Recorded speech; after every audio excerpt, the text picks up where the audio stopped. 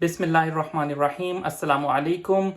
मैं हूं doctor Salman Arif from England और मैं हूं कार्डियोथोरेसिक सर्जरी के शोबे से वाबस्ता।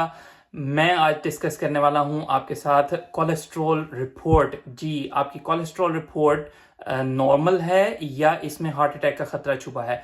आइए समझते हैं कि आपकी कोलेस्ट्रॉल रिपोर्ट आपको क्या बता रही है। सबसे पहले है टोटल कोलेस्ट्रॉल। टोटल कोलेस्ट्रॉल ये एक ओवरव्यू नंबर है और इसकी डिजायरेबल वैल्यू लेस देन 200 यानी 200 से कम होना चाहिए, लेकिन ये इंफॉर्मेशन अकेले काफ़ी नहीं है।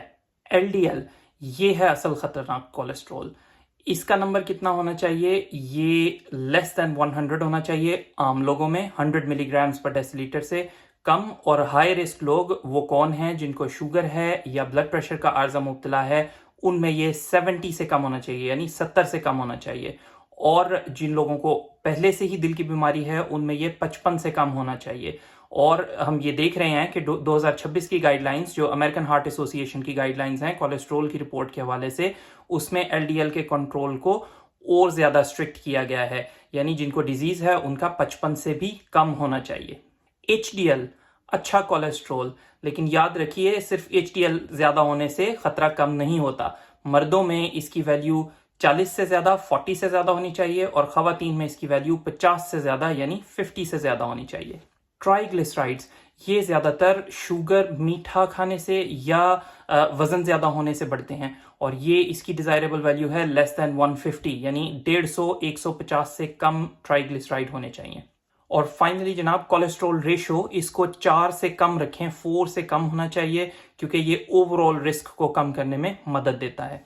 और अब ये नंबर्स काफ़ी नहीं हैं, बल्कि 2026 की गाइडलाइंस में 2 और टेस्ट्स को शामिल किया गया है, जिसको एपोबी और लिपोप्रोटीन ए कहते हैं। और इसके अलावा एक रिस्क कैलकुलेटर जिसको कहते हैं प्रिवेंट ASCVD, वो भी शामिल किया गया है। यानी अब हम दिल की बीमारी के खतरे को ज़्यादा एक्यूरेटली मेजर कर सकते हैं।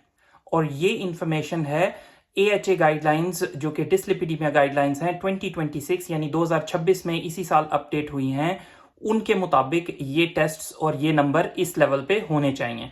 ज़्यादातर लोग सिर्फ टोटल कोलेस्ट्रॉल को देखते हैं, लेकिन असल खतरा LDL में और हिडन मार्कर्स में छुपा होता है।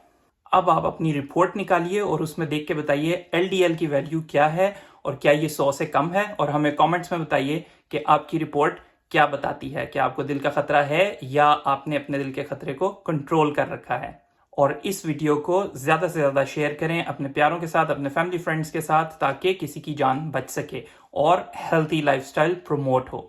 और हमें ये बताइए कि क्या आप, जो नया मैंने कैलकुलेटर आपको इंट्रोड्यूस हुआ है, जो बताया है प्रिवेंट ASCVD, क्या आप उसको यूज़ करेंगे और उसमें से देखेंगे कि आपके दिल का रिस्क कितना है?